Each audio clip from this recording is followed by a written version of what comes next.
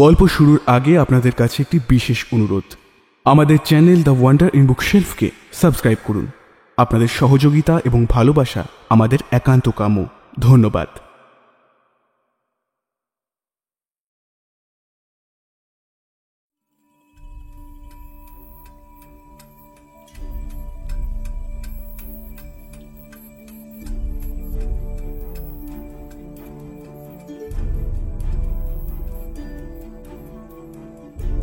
গল্পের দেশে আপনাদের নিয়ে যেতে আমরা আবার তৈরি।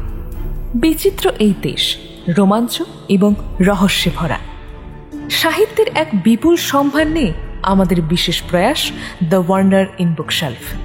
থাকবে বাংলা ও বিশ্ব সাহিত্যের ঝুলি থেকে বাছাই করা কিছু গল্প। আর আমাদের আজকের গল্প মুকুলিকা দাসের লেখা মানবী ও হত্যা রহস্য।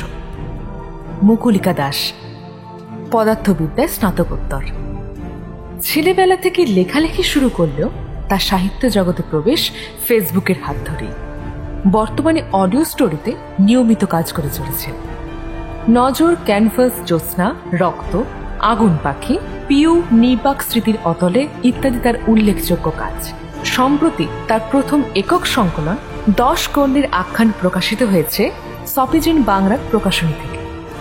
আজকের গল্পের বিভিন্ন চরিত্রে শুভ, সমৃদ্ধি, সাংখ্য, বর্ণিশা, দেবস্মিতা ও শিব। গল্পের পোস্টার ডিজাইনে সৌম্যদীপ।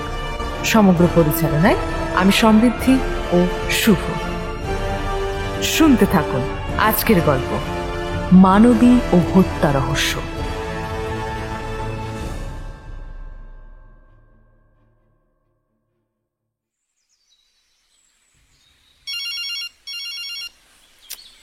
সকাল সকাল মোবাইলটা বেজে উঠল। মানবী বরাবরই লেট রাইজার, তাই সকালে ফোন এলে একটু বিরক্ত বোধ হয় বই কি। সে ভুরু কুঁচকে চোখ বুঝেই তার কল রিসিভ করল। হ্যাঁ, হ্যালো।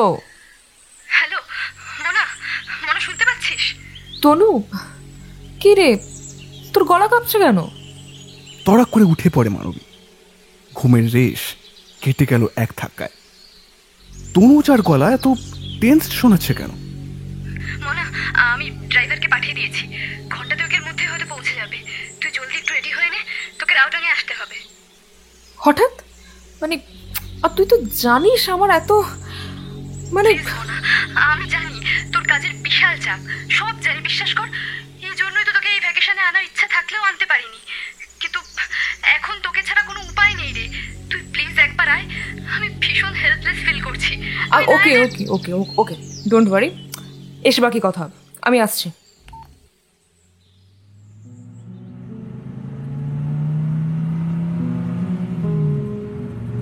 গাড়িটা রাউটাঙের পথে এগোচ্ছে। অন্য সময় হলে বাইরের প্রকৃতি অনুভব করতে করতে এগোতো মানবী। অবজারভেশনে মানবী বরাবরই চৌখস, কিন্তু আজ তার মনটা বড় বিক্ষিপ্ত হয়ে আছে।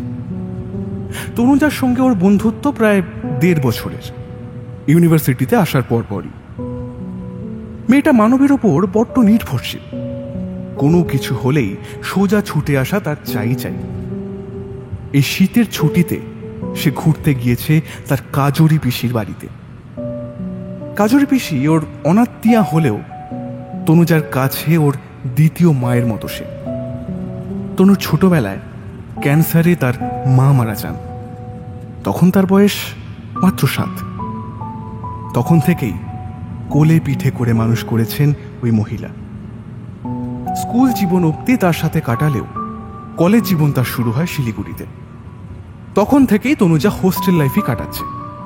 আর এই নর্থ বেঙ্গল ইউনিভার্সিটিতে এসে পেইং গেস্টে জীবন।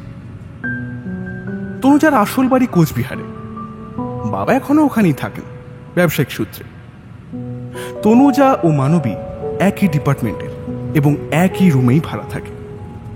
তাদের বন্ধুত্বের শুরুটা 1.5 বছর হলে কি হবে, ওদের আত্মিক টান 10-15 বছরের বন্ধুত্বকেও হার মানায়। কাজরি পিসিকে ছেড়ে আসার পর থেকে কলেজের এই 3টে বছর কেমন যেন অসহায়তায় কেটেছে তনুজার। আর ইউনিভার্সিটিতে এসেই সেই একাকিত্ব যখন তার চরম সীমায় পৌঁছালো, তখন মানবীকে পেয়ে বড় আপন করে নিয়েছে মেয়েটি। মানবী ওকে বন্ধু কম বোনের মতো বেশি দেখে। তনুজা বলে মানবী নাকি বড্ড মা মা, কিন্তু সেই মেয়েটা আজ রীতিমতো ঘাবড়ে গিয়েছে, ভয় পেয়ে ফোন করেছে। খুব সাংঘাতিক কিছু না হলে তনু এরকম আচরণ করতো না। মানবী বড্ড অস্বস্তি বোধ করছে। রাস্তাটা তাই পুরো ছিল না মানবীর কাছে। মেয়েটাকে সামনে থেকে দেখা না অবধি তার শান্তি নেই। পুরো রাস্তাটা জুড়ে মনে মনে একটা ধারণা তৈরি করেছিল সে, ঠিক কি হতে পারে তনুজা।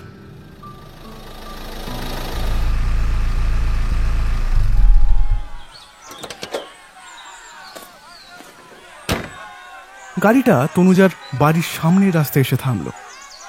সেখানে বেশ জটলা তৈরি হয়েছে। জলদি জলদি পা চালিয়ে সেদিকে এগোয় মানবী। আর ওকে দেখতে পেয়েই তনুজা ছুটে এসে জড়িয়ে ধরে ওকে, আর তারপর হাউমাউ করে কেঁদে ফেলে। ওরা ওরা কাজরি পিসিকে বাঁচতে দেবে না, ওরা বুঝতে চাইছে না। আমি আজ না থাকলে হয়তো। আচ্ছা আচ্ছা আচ্ছা আচ্ছা আচ্ছা ঠিক আছে, তুই শান্ত হতো না। কি হয়েছে আমাকে তো বল, আমি তো কিছু বুঝতে পারছি না। হঠাৎ ভিড়ের মধ্যে কে একজন বলে ওঠে, ওরে বাঁচতে দেওয়া যাবে না, সাক্ষাৎ দেয়নি। 3 বছরে 3টা ছেলে মেয়েকে খেয়েছে, ও বেঁচে থাকলে আরো মরবে। আরেকজন তাদের সায় দেয়। শুধু কি তাই, ও যে বান ছোড়ে, ওই নজরেই তো আমার ছেলে অসুস্থ হয়ে পড়েছিল, মরতে মরতে বেঁচে গিয়েছে। মানবী এবার আরো সামনে এগোলো। উঠোনের সামনে 3টে লাশ পরপর শোয়ানো রয়েছে। 3টে লাশের 2টো ছেলে ও একটি মেয়ে। একটি ছেলে ও মেয়ের বয়স প্রায় বছর 15-র কিছু বেশি হবে, আর আরেকজন অনেকটাই ছোট। তাদের মুখগুলোতে অদ্ভুত এক প্রশান্তি, তাদের যেন কিছু হয়নি। হঠাৎ করে এত নিষ্পাপ মুখগুলো দেখলে ভিতরটা কেমন কেঁপে কেঁপে ওঠে। মানবীরও ঠিক তাই হচ্ছিল, কিন্তু নিজেকে সামলে নিয়ে মানবী লাশগুলোর দিকে ঝুঁকে গায়ের চাদরগুলো সরিয়ে সম্পূর্ণ লাশগুলো দেখতে লাগলো। ছেলে দুটোর গায়ে জামা নেই, পরনে তার ছোট ছোট হাফ প্যান্ট। মেয়েটির পরনে ছেঁড়া ফাটা একটা জামা। কিন্তু ছেলের লাশ দুটোর দিকে তাকিয়ে ভুরু কুঁচকে গেল ওর। ওদের পাশে হাঁটু মুড়ে বসে আরো খুঁটিয়ে দেখতে যাবে মানবী, এমন সময় প্রায় হন্তদন্ত হয়ে একজন লোক ছুটে এসে মানবীর উদ্দেশ্যে চিৎকার করে উঠল, এই আপনার সাহস কি করে হয় ওই লাশটা ছোঁয়ার? এই আপনি ওই শহরে মেয়েটার লোক না? ওই ডাইনির হয়ে এখন সাফাই গাইতে এসেছেন, তাই তো? এই বাচ্চা ছেলে মেয়েদের লাশ থেকে কি নতুন তামাশা করবেন এখন? লাশগুলো এখনই দাহ কার্যের জন্য নিয়ে যাওয়া হবে, লোকও তৈরি। এই তোরা কে কোথায় আছিস? লাশগুলোকে তোল, জলদি তোল। লাশ তুলবে মানে? পুলিশ কেস করেননি আপনারা? এই লাশগুলোর ময়নাতদন্ত হওয়া খুব দরকার। আর এই যুগে এসব আপনারা ডাইনির মতন একটা ভ্রান্ত অমূলক ধারণায় বিশ্বাস রাখেন? আপনি চুপ করুন। আমাদের গ্রামে এসেছেন, আমাদের কথাই চলবে এখানে। ওই বুড়িকে হয় পিটিয়ে নয় পুড়িয়ে মারা হবে, নইলে এক ঘরে করে দেওয়া হবে। অত দরদ থাকলে ফিরিয়ে নিয়ে যান শহরকে। এতক্ষণে লক্ষ্য করলো মানবী একজন বয়স্কা মহিলা উঠোনের এক কোণে হাঁটু মুড়ে বসেছিলেন। আস্তে আস্তে তিনি উঠে দাঁড়াচ্ছেন। তারপর এগিয়ে এসে তার কাঁপা কাঁপা স্বরে বললেন, আমি কোথাও যাব না, কোথাও না। এ আমার ভিটে, আমার মাটি। এ ছেড়ে আমি কেন যাব? কেন যাব? সঙ্গে সঙ্গে কিছু লোক তেড়ে এগিয়ে গেল তার দিকে। তনুজা দৌড়ে গিয়ে আঁকড়ে ধরল সেই বৃদ্ধাকে, আর তারপর তাকে নিয়ে ঘরে ঢুকে গেল। এবার একটু শক্ত হলো মানবী, কড়া ভাষায় জানান দিল, দেখুন, আপনি মানছেন এটা ওনার কালো জাদুর প্রভাব, তাই তো? উনি ডাইনি, কিন্তু আমি এটা মানছি না। ডাইনি বলে কিছু হয়ই না, এটা কুসংস্কার। আমি যে সত্যি বলছি, আমি এটা প্রমাণ করব। আগামী 3 দিনের মধ্যে আমি প্রমাণ সহ জানাবো যে এই বাচ্চাগুলোর মৃত্যুর কারণ কাজরি দেবী নন। ততদিন ওনাকে আপনারা কিচ্ছু করতে পারবেন না, বুঝেছেন? ভিড়ে এবার বেশ একটু গুঞ্জন শুরু হলো। শেষে এক বয়স্ক ব্যক্তি এগিয়ে এলেন। তিনি এগোতেই সবাই চুপ। কাজরি দেবীর দিকে একবার তাকিয়ে তারপর মানবীর উদ্দেশ্যে তিনি বললেন, বেশ, আজ থেকে 3 দিন সময়। যদি প্রমাণ না দিতে পারেন তবে কিন্তু। বাবা, তুমি কি বলছো? যে ভদ্রলোক এতক্ষণ চিৎকার করছিলেন তিনি আর্তনাদ করে উঠলেন যেন। তুমি এসবে না করাচ্ছ কেন? অদ্ভুত ব্যাপার। বিকাশ, 30 বছর ধরে বিচার করছি, আজও করব। আমাকে শেখাতে এসো না। বিপক্ষবাদীর সুযোগ পাওয়াটা উচিত সবসময়, যতই সে দোষী হোক না কেন। বিচার ব্যবস্থার কিছু উসুল থাকে, তুমি বোঝো?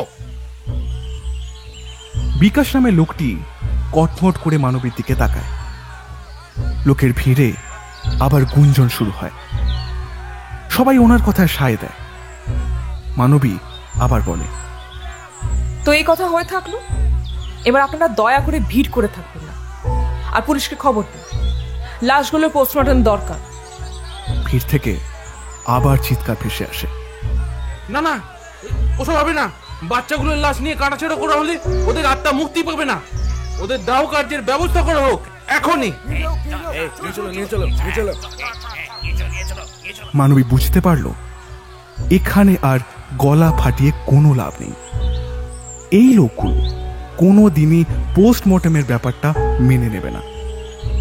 ও চোখের সামনে লাশগুলো একে একে সরিয়ে নিয়ে গেল সেই গ্রামের লোকেরা। মানবী অসহায়ের মতো তাকিয়ে রইল সেদিকে। তার সামনের লড়াইটা যে আরো কঠিন হতে চলেছে সেটা ভেবেই তার হাতের মুঠিটা আরেকবার শক্ত করে নিল। দেখ তনু, সমস্যাটা কিন্তু মিটে যায়নি। আমি শুধু আটকে রেখেছি, কিন্তু গোড়া থেকে আমার সব জানাতে হবে। কেন হচ্ছে এসব? পিসি, ও পিসি, তোমাকেই সব বলতে হবে। দেখো, মনে সব ঠিক করে দেবে। তুমি বলো প্লিজ, সবটা বলো। কাজরি দেবী তার আঁচলের খুঁটে চোখ মুছে নিজের কথা শুরু করলেন। তনু মামনি কলকাতা চলে যাওয়ার পর থেকে আমি আবার গ্রামে ফিরে থাকতে শুরু করি। প্রথমে একা একাই চলতাম, কিন্তু ভয় লাগতো। আসলে অতদিন মামনিকে আঁকড়ে বেঁচেছিলাম, তো হঠাৎ করে গলা বুঝে এলো কাজরি দেবীর। একটা ঠোক চিপে আবার শুরু করলেন। খরচাপাতি নিয়ে চিন্তা ছিল না। মামনির বাবা মাসে মাসে টাকা পাঠায় আমায়, কিন্তু একা কি আর বাঁচা যায়? তখনই জুটে গেল বিশু, মানে ওই যে বড় করে ছেলেটা। আমাকে ঠাকুমা বলে ডাকতো। আমার কাছে 3 বেলা আসতো, এসে নাড়ু, মোয়া, আচার এসব খাওয়ার বাহানা। আমার হাতের কাজ এগিয়ে দিত। কত তার গল্প। শহরে যাবে, পয়সা কামাবে। বাড়ির বড় ছেলে সে। আরো 3-3টে ভাই বোন তার। টাকা না হলে খাবে কি? তারপর হঠাৎ একদিন ছেলেটা উধাও হয়ে গেল। সবাই ভাবলো শহরেই পালিয়েছে কাজের জন্য, কিন্তু সেই যে গেল আর ফেরেনি। প্রায় 1 বছর তার আর কোনো খোঁজ নেই। পুলিশের কাছে কেউ খোঁজ করেনি? এই গ্রামের লোকেরা কিছু হলে বড় বাড়ি গিয়েই জানায় আগে, তারপর ওই থানা পুলিশ করে। ওই যে বয়স্ক লোকটা এসে শাসিয়ে গেল, উনি বড় বাড়ির বড় কর্তা। ওনার কথা গ্রামের লোকেরা অন্ধের মতো বিশ্বাস করে। আচ্ছা, তারপর? বিশুর নিখোঁজের ঘটনা আস্তে আস্তে চাপা পড়ে গেল। ততদিনে চাঁপা আমার বাড়ি যাতায়াত শুরু করেছে। চাঁপা মেয়েটি ছিল খুব ডানপিটে। আমার বাগানের পেয়ারা গাছ তছনছ করত, কিন্তু মেয়েটিকে আমি বড় ভালোবাসতাম গো মা। ওকে দেখে আমার মামনির কথা বড় মনে পড়ত। তার কি হলো হঠাৎ? ওই বিশুর মতোই ব্যাপার। চাপা কিন্তু কোনোদিন শহরে যাওয়ার ইচ্ছে প্রকাশ করেনি। ওর ব্যাপারে বড় বাড়িতেও কথা ওঠেনি। 5 বোনের পরও মেয়েটা উধাও হয়ে যেন ওদের আপদ চুকেছে। সেটা কতদিন আগে? তা তো ঠিক খেয়াল নেই, তবে খুব বেশি হবে না, এই কমাস ধরো।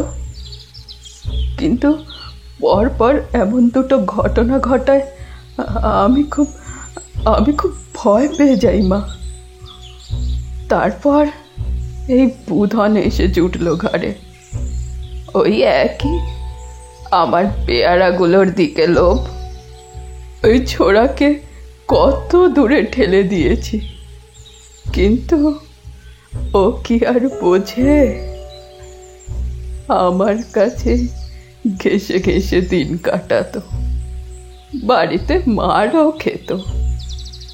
আমায় এসে বলতো গ্রামে নাকি রটেছে আমি কালা জাদু করে ছেলে মেয়ে উধাও করি। আমি ওর কথা কানে নিইনি তখন। আসলে কারোর সাথেই তো মিশতাম না। এই বাচ্চাগুলোই শুধু। কিন্তু আজ এভাবে 3-3টে লাশ দেখে আমার সত্যি মনে হচ্ছে আমি অপয়া। আমার জন্যই।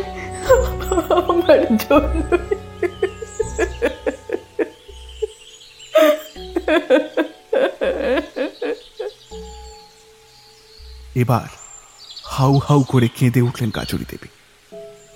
তনুজা এসে পিসিকে জড়িয়ে ধরে। না পিসি, না, তুমি কেঁদো না পিসি।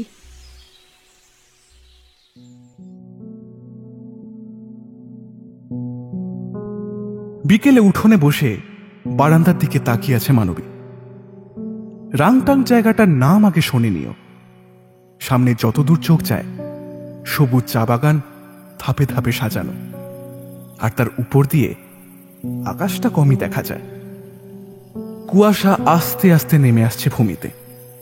সন্ধে হলেই সব ঢেকে যাবে কুয়াশায়।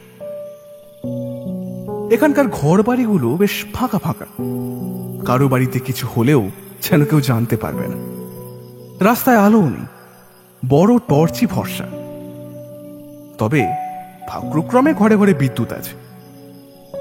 মানবী পিছন ঘুরে একবার দেখে নেয়, কয়েকটা উঁচু ধাপ পেয়ে সোজা রাস্তা চলে গিয়েছে। 2-1টা সাইকেল যাতায়াত করছে ওখানে। আর আছে তনুজার গাড়িটা। তার ড্রাইভার ফিরে গিয়েছে। প্রয়োজন মতো মানবী ড্রাইভ করে নিতে পারবে। মনের মধ্যে একটা ছক কষছে মানবী। সকালে লাশগুলো দেখার পর থেকে কতগুলো জিনিস তার খটকা হয়েই রয়ে আছে। মানবী উঠে দাঁড়িয়ে বাড়ির আশপাশটা ভালো মতো দেখে নেয়। অনেকটা জায়গা জুড়ে এই ছোট্ট বাড়িটা। হিসেব মতন এটিও ওই চা বাগানের অন্তর্ভুক্ত হতে পারে। বাড়ির পিছনটায় হাঁটতে হাঁটতে বেশ গাছপালা চোখে পড়ল তার। কমলা লেবুর গাছ আছে অনেকগুলো, কিন্তু সেসব বেশ ছোট ছোট। কিন্তু সবচেয়ে বড় তাগড়াই যে গাছটা সেটা হলো পেয়ারার। এই জায়গায় পেয়ারা গাছ হয় কিনা মানবীর জানা নেই। সেদিকটা এগোতেই অনেকটা গর্ত খোঁড়া একটা জায়গা চোখে পড়ল মানবী। সেদিকে ঝুঁকে বসল। গর্তটা দূর থেকে ছোট মনে হলেও কাছ থেকে দেখা গেল গর্ত মোট 3টে, এবং সেগুলো বেশ চওড়া ও গভীর। এখানেই লাশ পাওয়া গিয়েছিল। চমকে পিছনে তাকায় মানবী। তনুজা কখন পিছনে এসে দাঁড়িয়েছে খেয়াল করেনি একদম। 2টো পুঁতে দেওয়া আর আরেকটা আধ পোতা। মনা, পিসিকে বাঁচাতে পারবো তো? তুই বড় বাড়ির ক্ষমতা জানিস না। ওরা এখানকার সমস্ত চা বাগানের জমির মালিক। চা বাগানের কর্মকর্তারাও ওদের হাতের মুঠোয়। 3 দিন তো সময় আছে সত্যি খোঁজার। আচ্ছা চল, তুই টর্চ বা মোবাইল কিছু এনেছিস? জায়গাটা ভালো করে দেখতে হবে। চল। এখন আলো তো পড়ে এসেছে, কাল না হয়। কালকের অপেক্ষা থাকলে হারিয়ে যাবে অনেক কিছু। বাড়ি থেকে বাগানটা যত দূরে, কেউ যদি কিছু গায়েব করে তো আমরা কিছু বুঝতেই পারবো না। টর্চ তো হাতেই আছে, এনে ধরে দিকে। অনেকক্ষণ ধরে খোঁজাখুঁজির পর কি একটা কুড়িয়ে পায় মানবী, একটা কার্ডের মতন কিছু। টর্চের আলোয় কাছে এনে লেখাটা পড়ে। এবার ঠোঁটের কোণায় একটা হাসি ফুটে ওঠে তার। তনু, কি? যাক, একটা হিসেব মিলল। কাল সকাল সকাল বেরোতে হবে, বুঝলি? আমার আর কিছু খোঁজার নেই। শুধু এটুকু বল, লাশগুলো কে প্রথম দেখে? ওই সঞ্জু বলে একটা লোক, সেই খবর দেয় সবাইকে। তার বাড়ি তুই চিনিস? না, তবে পিসি জানবে। আচ্ছা, আজ বেশ কিছু ঠিকানা জোগাড় করতে হবে, বুঝলি? চল, অনেক কাজ বাকি আছে। কিছু তথ্য নোট ডাউন করা খুব দরকার। চল চল।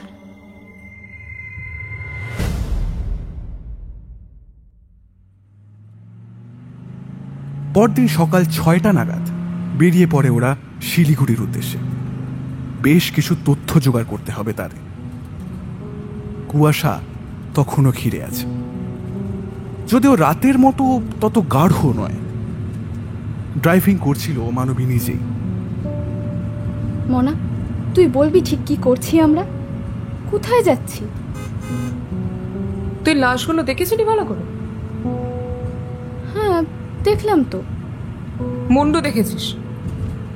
জুলজির টপার তুই, কিছু আইডিয়া করতে পারলি না? না, মানে লাশগুলো অত চটজলদি নিয়ে গেল যে যেটা দেখার দরকার ছিল সেটা দেখতে কিছু মিনিটই যথেষ্ট। একটাই শুধু ভুল করেছি, বুঝলি? ছবি তুলে রাখা হয়নি। আসলে ওই সময় মাথাটাই কাজ করছিল না। ছবিটা তুলে রাখলে বড় সুবিধা হতো। যাই হোক, যা হয়ে গিয়েছে হয়ে গিয়েছে। এখন যে কাজের উদ্দেশ্যে যাচ্ছি সেটা সফল হল।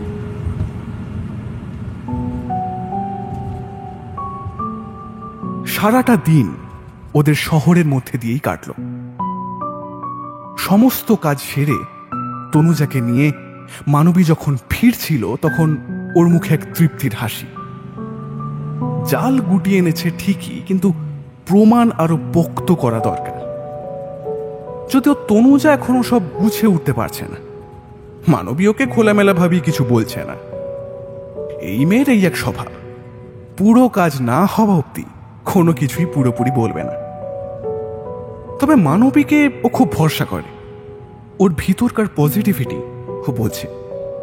আর এখন মানবীর মুখ দেখে ও আন্দাজ করতে পারছে নিশ্চয়ই সব ঠিক হয়ে যাবে। রাউটাঙে ফিরতে ফিরতে ওদের বেজে যায় বিকেল 4টে। গাড়িটাকে যথাস্থানে পার্ক করে ওরা বেরিয়ে পড়ে সেই সঞ্জুর বাড়ির উদ্দেশ্যে। অনেকটা নিচু এলাকায় বস্তির মতো একটা জায়গায় থাকে সঞ্জু। এখানেই অধিকাংশ অধিবাসীরাই থাকে এবং জায়গাটা বেশ ঘন জনবসতিপূর্ণ। সঞ্জুর ঝুপড়ি ঘরে ঢুকেও ওকে পাওয়া গেল না। তবে একটা জিনিস বুঝতে পারলো মানবী, এখানকার লোকেরা ওকে একদমই ভালো চোখে দেখছে না। সবাই ভাবছে ওরাও বুঝি ওই ডাইনির প্রতিনিধি। হয়তো এটাও ভাবছে ওরাও কালো জাদু জানে, আর পুরো গ্রাম চষে বেড়াচ্ছে গ্রামটাকে নিঃশেষ করবে বলে। কিছু দূর এগিয়ে চা বাগান সংলগ্ন শুকিয়ে যাওয়া জলার ধারে মাতাল সঞ্জুকে মদের বোতল বুকে জড়িয়ে শুয়ে থাকতে দেখা গেল। এই ওঠ। তনুজার ধাক্কায় সে উঠে যায়, কিন্তু কথাবার্তা তার প্রচন্ড অসংলগ্ন। কিন্তু কথা তো জানতেই হবে। শেষে বাধ্য হয়ে একটা ছোট খেলা খেলল মানবী। তোমার নামে কেস ঠুকে এসেছে থানায়, এই দেখো তার কাগজ। এরপরও কিছু না বললে সোজা হাজতে পুরো দেবো কিন্তু। এই বলে একটা ফলস ডকুমেন্ট দেখিয়ে সঞ্জুকে ভয় দেখায় মানবী। হঠাৎই যেন হুঁশ ফেরে সঞ্জু। কাগজে কি লেখা আছে সেটা জানে না, তবে এই থানা পুলিশ শুনলেই তার সমস্ত নেশা সবসময় ছুটে যায়। কাঁপা কাঁপা স্বরে সঞ্জু বলে ওঠে, আমি আমি আমি কিছু করি নাই, আমি কিছু করি নাই।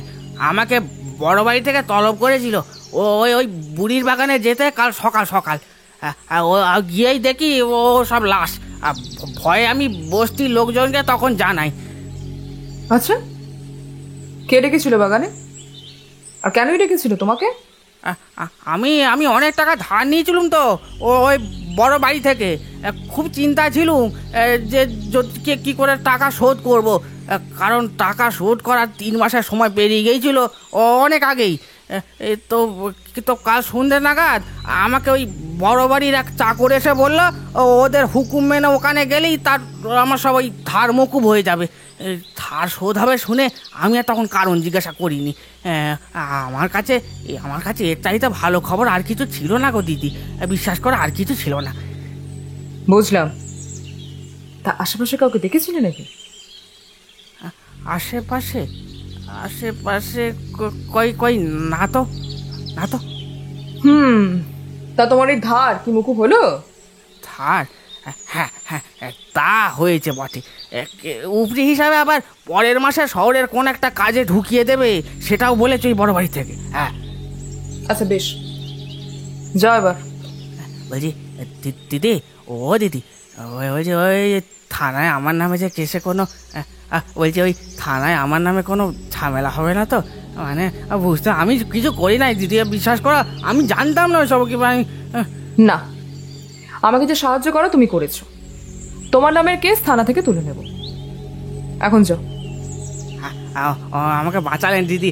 আমি আমি আমি আমার পেন নাম দিদি। হ্যাঁ আমি চললাম। হ্যাঁ হ্যাঁ হ্যাঁ, ঠিক আছে। সঞ্জু দাঁত বের করতে করতে বেরিয়েছে।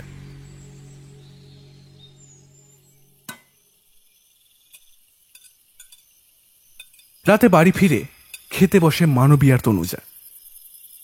কাজরি দেবী নিজের হাতে সব রান্না করেছেন।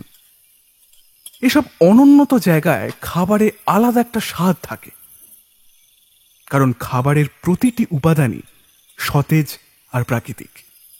এখানকার বাজারটাও দেখে এসেছে মানবী। যে যার জমির জিনিস নিয়ে চাটাই পেতে বসে যায়, যার যা দরকার ন্যায্য মূল্য দিয়ে কিনে নেয়। এবার কিছু ক্ষেত্রে ওই বিনিময় প্রথাও চালু রয়েছে। আবার মানবী হঠাৎ কোনো ভাবের জগতে চলে যায়। এখানকার মানুষেরা এত সহজ সরল যে এদের যা বোঝানো যায় এরা তাই বোঝে। এদের কাছে যুক্তি তর্ক কিছুই খাটে না।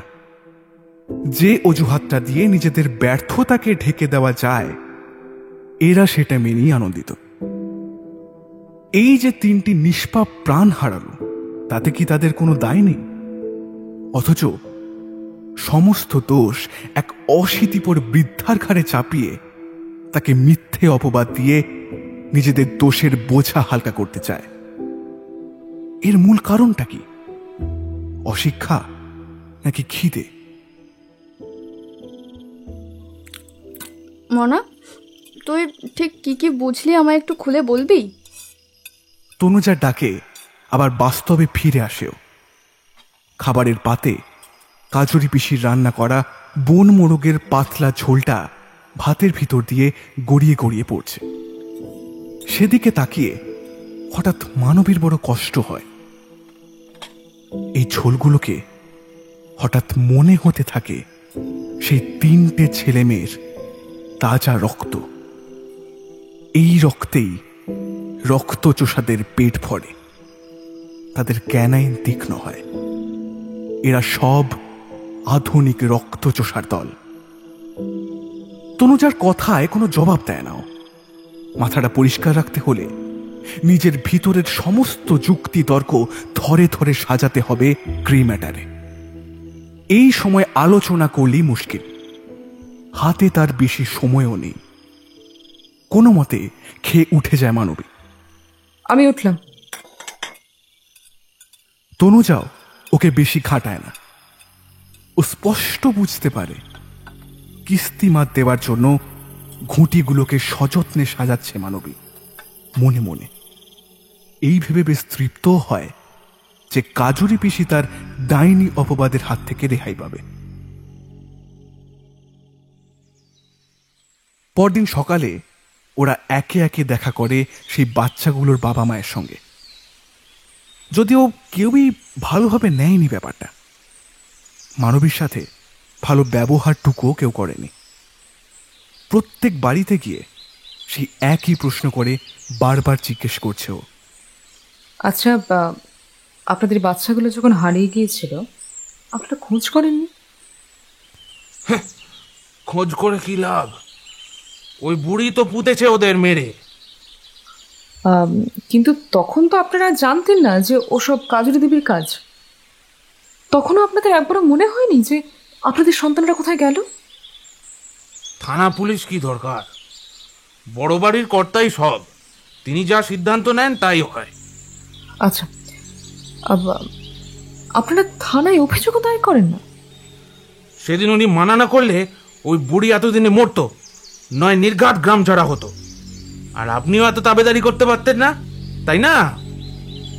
মানবী হতাশ হয়। এখানে জিজ্ঞেস করে আর কোনো লাভ নেই, তা ওর বোঝা হয়ে গিয়েছে। ও শুধু অবাক হয় বড় বাড়ির ক্ষমতা দেখে। কতটা ক্ষমতাশালী হলে আইনি ব্যবস্থাকে বুড়ো আঙুল দেখিয়ে পুরো গ্রামটাকে হাতের মুঠোয় নেওয়া যায়।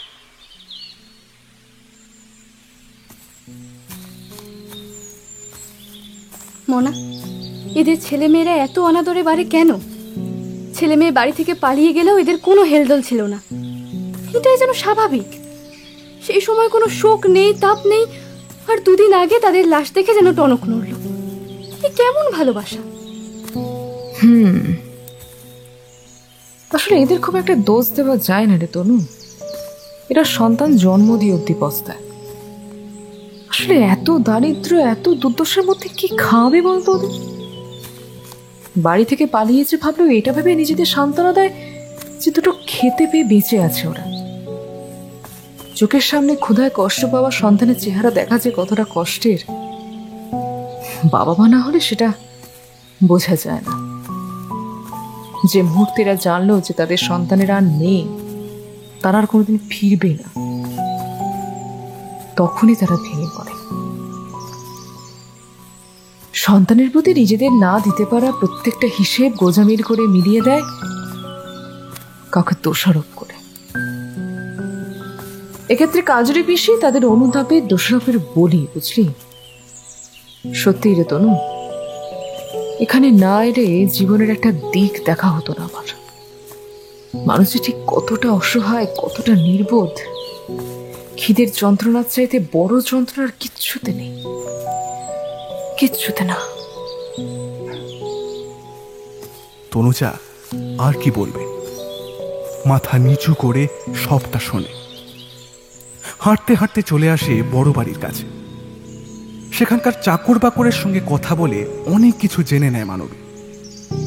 যে কোনো বিশাল অট্টালিকার সূক্ষ্মাতি সূক্ষ্ম রহস্য, গোপন কথা এই চাকরেরাই সব থেকে বেশি জানে।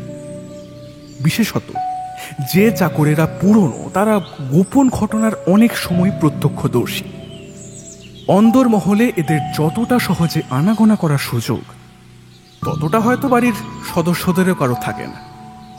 এই জন্য অবশ্য পকেট থেকে কিছু খসখসে নোটও খসাতে হয়েছে মানবীকে, কারণ টাকার টোপ না ফেললে এই সব কাজ সহজে হাসিল হয় না। বড় বাড়ি থেকে ফেরার পথে ওরা হঠাৎ মুখোমুখি হয় সেই বিকাশ সরকারের। ওদেরকে দেখেই একটা চাপা ক্রোধ ফুটে ওঠে বিকাশ সরকারের ঠোঁটে। তারপর সে বলতে শুরু করে, তা কালকে দুপুরে সালিসি বসছে কিন্তু ম্যাডাম। হ্যাঁ, ওই চত্বরেই যেখানে প্রথম দেখা হয়েছিল আমাদের, মনে আছে তো? হ্যাঁ, থাকবে না কেন? তা কাজ কত দূরে গেলো? কিছু সুবিধা করতে পারলেন নাকি? হ্যাঁ, নাকি এই এখন ওই খাবি খাচ্ছেন? শত্রুপক্ষকে কি সব জানান দিতে আছে বিকাশ বাবু? এটা তো সিনেমা হচ্ছে না যে আপনাকে সবটা জানিয়ে চ্যালেঞ্জ ছুড়ে দেব। কি হতে চলেছে কালই দেখতে পাবে। কেমন? আহা, একেবারে শত্রু বানিয়ে দিলেন তো।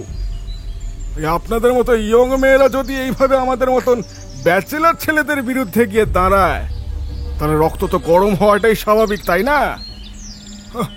মেয়েদের এতটা বাড়াবাড়ি কোনদিন চোখের সামনে দেখতে হবে সেটা কোনদিন ভাবিনি। কেন? সত্যের সন্ধান করার মধ্যে বাড়াবাড়ির কি আছে? নাকি আমি গলা উঁচি কথা বলতে সেটা সহ্য হচ্ছে না আপনার?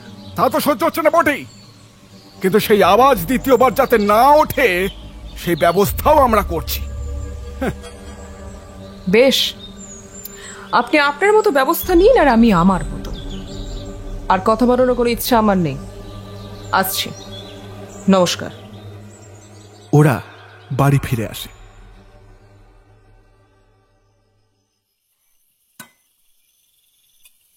কাজরি দেবী আজকেও তনুজার পছন্দের মোরগের ঝোল রান্না করেছে। আজকের রান্নাটা অবশ্য খেতে বেশি ভালো হয়েছে। খেতে খেতে ওদের মধ্যে কথা হয়। জানো পিসে, তোমার আর ভয় নেই, মনা দারুণ এগিয়েছে। না তনু, কাজ কিন্তু পুরোটা সমাধা হয়নি। কেন আর কিভাবে সেটা বুঝেছে, কিন্তু কে করেছে সেটা এখনো পরিষ্কার নয় আমার কাছে। মানে আজ সকালে বিকাশবাবুর কথা শুনে স্পষ্ট বোঝা যাচ্ছে যে ওই এসবের পিছনে কলকাঠি নেড়েছে। আর সঞ্জুকেও বড় বাড়ি থেকেই ইচ্ছে করে আসতে বলা হয়েছিল, যাতে সে সহজে গ্রামে খবরটা রটিয়ে দিতে পারে। সে সবই বুঝলাম, কিন্তু হিসাবটা তবুও না রে, কিছু একটা তো মিলছে না। হঠাৎ কাজরি পিসি মুখ খোলেন। আমি বলি কি, ভিটে মাটি ছেড়ে আমি তোমাদের সঙ্গে শহরে চলে যাই। থানা পুলিশ তো আর হচ্ছে না, লাশ পুড়ে গেছে, বাচ্চাগুলোও তো আর ফিরে আসবে না। আমার অপবাদও সহজে যাবে না। তার চেয়ে বরং আমি তোমাদের সাথে থাকবো, দেখভাল করব। পয়সা না দিলেও অন্তত দুবেলার খাবার। উফ পিসি, তুমি চুপ করো তো। মনা সব সামলে নেবে কালকে। যে দোষ তুমি করনি সেই দোষের থেকে পালিয়ে গেলে তোমার উপর দেওয়া অপবাদটা সত্যি হয়ে যাবে যে। এখন নাও তো, খেয়ে নাও জলদি। খাওয়া দাওয়া শেষে সবাই ঘুমোতে যায়। মানবীর অনেকক্ষণ চোখে ঘুম আসে না। জানলা দিয়ে আকাশটা দেখা যাচ্ছে, হালকা হাওয়া আসছে। সেই হাওয়ায় আলাদা একটা মাদকতা আছে। সেই মাদকতায় চোখের পাতা ভারী হয়ে আসে মানবীর, এবং ধীরে ধীরে সে তলিয়ে যায় ঘুমের দেশে।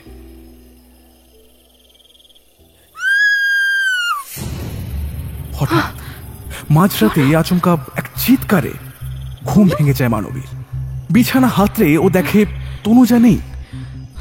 একটা চোরা ভয় ওকে গ্রাস করে। দৌড়ে ঘরের বাইরে খোঁজ করতে শুরু করেও। নেই তনুজা। এবার পিছনের বাগানে দৌড়াতে শুরু করেও। মোবাইলের ফ্ল্যাশ লাইটে যতটুকু দেখা যাচ্ছিল তাতে চলতে খুব একটা অসুবিধে হচ্ছিল না তার। বাতাসের যে মাদকতায় কিছু সময় আগে অবধিও গভীর ঘুমে ছিল মানবী, সেই বাতাসটাই এখন যেন ভারী মনে হচ্ছে এক অস্বস্তিকর দুশ্চিন্তায়। মানবী তাড়াতাড়ি দৌড়ে সেই জায়গাটা এসে পৌঁছালো যেখানে মাটি খুঁড়ে সেই লাশগুলো উদ্ধার হয়েছিল। সেখানে স্থিরভাবে দাঁড়িয়ে রয়েছে তনুজা, কেমন যেন পাথরের মতো হয়ে গিয়েছে। তবে তবে মাটিতে কে যেন পড়ে রয়েছে। মানবী তাড়াতাড়ি সেদিকে এগিয়ে যায় এবং এগিয়ে গিয়ে দেখে কাজুরি পিসি উপুর হয়ে পড়ে রয়েছেন মাটিতে। তার মাথার নিচ দিয়ে বয়ে যাচ্ছে লাল রক্তের স্রোত।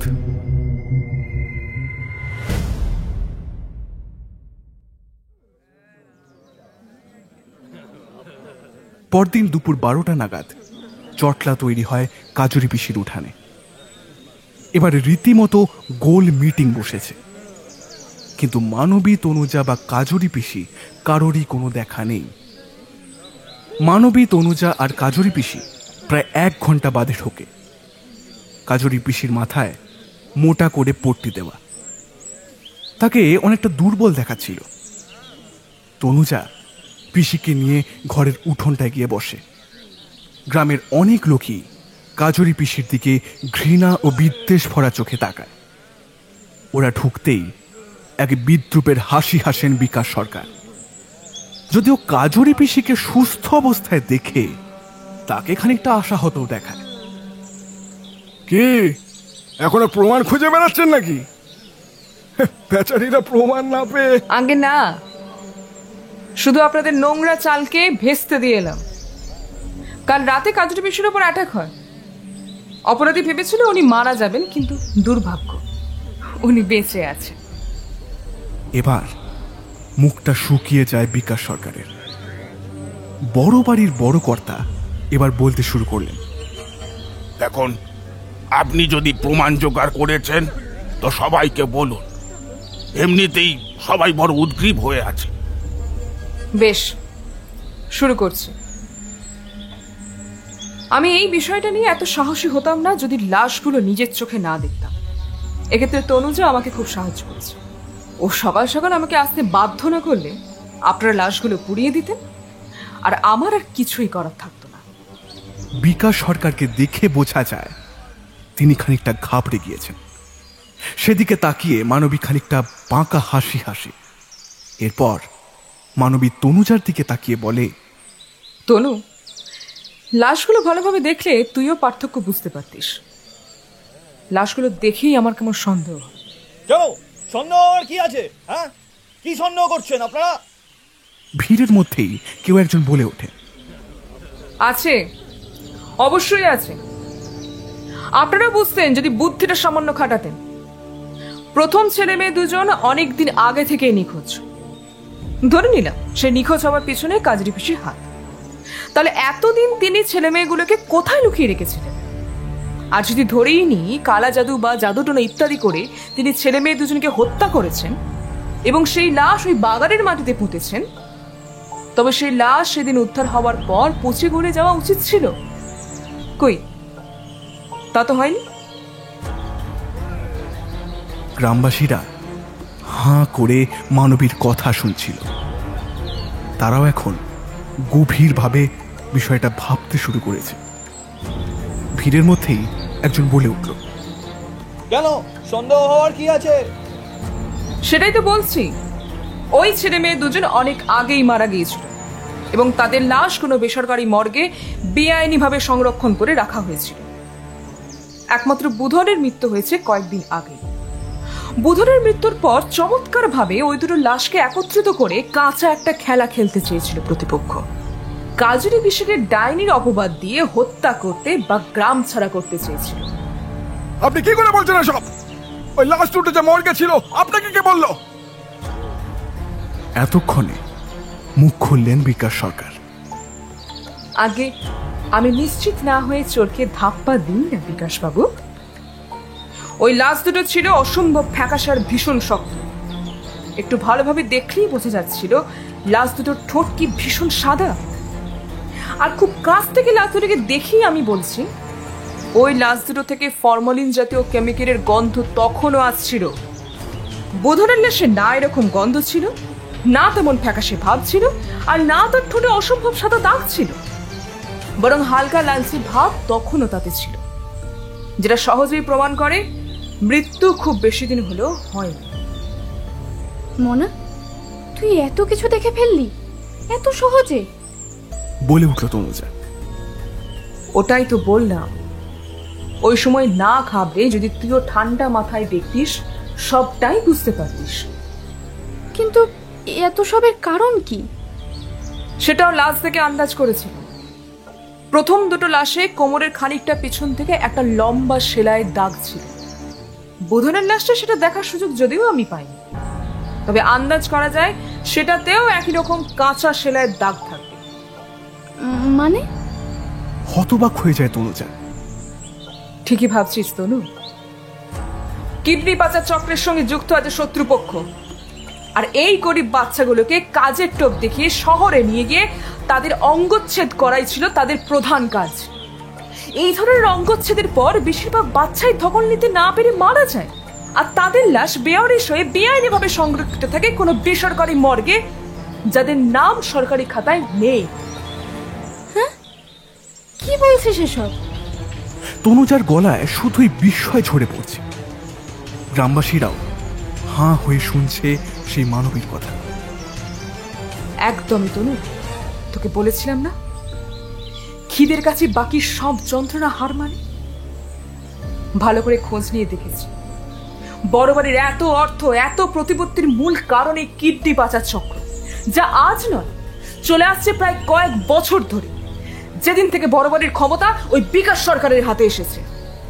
বড় বাড়ির বড় কর্তা আদেশ নিয়ম এসব ধার্য করেন ঠিকই, কিন্তু সেখানকার ক্ষমতার লাগাম বিকাশ সরকারের হাতে। বিকাশ সরকার এবার ক্ষিপ্র হয়ে ওঠেন। আমার গ্রামে এসে যা নয় তাই বলে যাচ্ছেন। মেয়ে ছেলেদের এত বার কিন্তু ভালো নয়, এই বলে দিলাম। আপনার কি হাল করে একবার দেখুন। একদম, আমার হাল খারাপ করার আগে নিজের যা অবস্থা হবে সেটা সামলাতে পারবেন তো বিকাশ বাবু? মানে কি বলতে চাইছেন? কি বলতে চাইছেন আপনি? তখনও আহত বাঘের মতো ক্রুদ্ধ দৃষ্টি নিয়ে তাকিয়ে রয়েছে সেই বিকাশ সরকার মানবীর দিকে। মানে এই যে কোন মর্গে কোন নার্সিং হোমে এসব চলতো সব জানা হয়ে গিয়েছে আমার। আর শুধু তাই না, শিলিগুড়ির পুলিশ বাহিনী এমনকি নেপাল অব্দি যেখানে আপনাদের নেটওয়ার্ক ছড়িয়ে আছে সেই অব্দিও সব নথিপত্র প্রমাণ জমা হয়ে গিয়েছে। যে কোনো মুহূর্তে আপনাকে গ্রেফতার করার পরোয়ানা নিয়ে তারা হাজির হবে। এইসব তুই কখন জোগাড় করলি রে? আমি তো তোর সাথেই ছিলাম, তাও বুঝিনি। কিছুটা সামনাসামনি কথা বলে আর কিছুটা ফোন। আর বিষয়টা এত সিরিয়াস যে পুলিশের সত্যিটা আন্দাজ করে আর বসে থাকে। আর রাওটাঙ্গের পুলিশকে বরাবরই হাত করে বসে আছে। তার মানে এই নয় যে দুনিয়ার সমস্ত পুলিশ তাদের কবজা। বিকাশ সরকার প্রচন্ড অস্থির হয়ে পড়েছেন। গ্রামবাসীরাও তার দিকে বাঁকা ভাবে এবার তাকাতে শুরু করেছে। তনু, যেদিন রাতে লাশ পাওয়া যায় সেদিন রাতে বাগানের ঠিক যেখান থেকে লাশ পাওয়া গিয়েছিল সেখানে গিয়েছিলাম, মনে আছে? সেখানে ভালো করে খুঁজতেই পেয়ে গিয়েছিলাম একটা ছোট্ট ট্যাগ।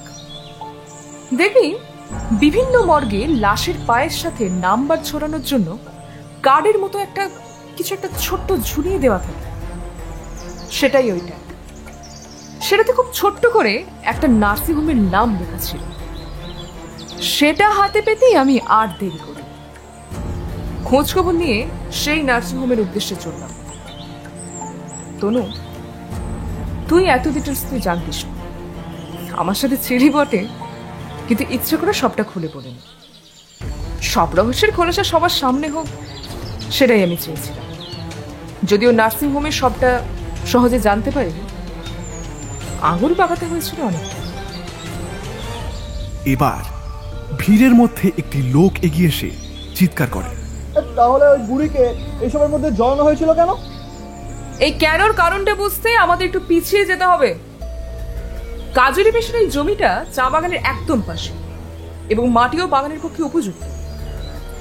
জমির দিকে বাগানের মালিকদের নজর ছিল অনেক আগে থেকে। তারা বড় বাড়িতে প্রস্তাব রাখে জমি দখলের জন্য। কাজুরি পিসের কাছে দাম দিয়ে জমি কিনেছে, এভাবে জমি দখল করাটা অনেক লাভদায়ক। তাই তখন থেকে শুরু হলো প্ল্যান। কাজুরি পিসে আসার পর থেকে শুরু হয় নজরদারি। যে যে বাচ্চাগুলো পিসির কাছাকাছি এসেছে তখনই সেই বাচ্চাগুলোকে পাচার করা হয়েছে, যাতে প্রমাণ করা যায় যে পিসি কালা জাদু বা কোনো খারাপ অভিসন্ধিতে বাচ্চা উদ্ধার করছে। এতে কাজুরি পিসকে রাস্তা থেকে সরানোও যাবে, জমি হাতের মুঠোয়, আর এই ব্যবসার রিস্ক ফ্যাক্টরও কমে যাবে। কি বুঝলেন? ভিড়ের মধ্যে জোরে জোরে গুঞ্জন শুরু হয়। সবাই ধীরে ধীরে ক্ষিপ্র হতে শুরু করে বিকাশ সরকারের উপর। বিকাশ সরকার ভেজা বেড়ালের মতো একদম চুপসে গিয়েছে। সে সবার অলক্ষ্যে পালাতে চেষ্টা করলে গ্রামের লোকেরাই তাকে ঘিরে ধরে। সবাই এতটাই উত্তেজিত হয়ে গিয়েছে যে বিকাশ সরকারকে পারলে ওখানেই খুন করে ফেলে। যদিও কোনো রকম গন্ডগোল হবার আগেই পুলিশ এসে হাজির হয়। তারা এসে সবটা সামাল নেয়। বিকাশ সরকারকে গ্রেপ্তার করে নিয়ে যায় পুলিশ। গ্রামবাসীদের অনেকেই মানবীকে বাহবা জানিয়ে বিদায় নেয়। এবার আস্তে আস্তে ভিড় পাতলা হতে থাকে। ধীরে ধীরে সবাই চলে যায়। শুধু একটা চেয়ারে বসে থাকেন বড় বাড়ির বড় কর্তা। মনা, এই বড় কর্তাও কি?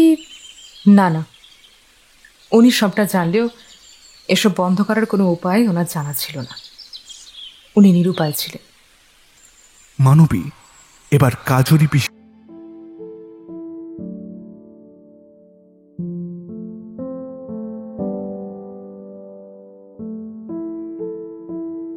শুনলেন আজকের গল্প, মুকুলিকা দাসের লেখা মানবী ও হত্যা রহস্য। আজকের গল্পে কথক, বিকাশ, বৃদ্ধ ও সঞ্জুর চরিত্রে শুভ, মানবীর চরিত্রে সমৃদ্ধি, তনুজার চরিত্রে বর্ণিশা, একটি লোকের চরিত্রে সাংখ্য, কাজুরি পিসির চরিত্রে দেবস্মিতা এবং আরেক লোকের চরিত্রে শিব। গল্পের পোস্টার ডিজাইনে সৌম্যদীপ, সাউন্ড ডিজাইনে শুভ, ভিডিও এডিটিংয়ে রূপ। গল্পের স্টোরি টিমে রয়েছেন সোমেশ্বর ও দেবস্মিতা। সমগ্র পরিচালনায় সমৃদ্ধি ও শুভ। আজকের গল্পটি শুনে ভালো লেগে থাকলে অবশ্যই লাইক ও শেয়ার করুন এবং আমাদের চ্যানেলকে সাবস্ক্রাইব করুন। আপনাদের বিভিন্ন মতামত আপনারা আমাদের কমেন্ট করেও জানান। ফিরে আসবো পরের সপ্তাহে আবার এক রোমাঞ্চকর গল্প নিয়ে। শুনতে থাকুন দ্য ওয়ান্ডার ইন বুকশেলফ।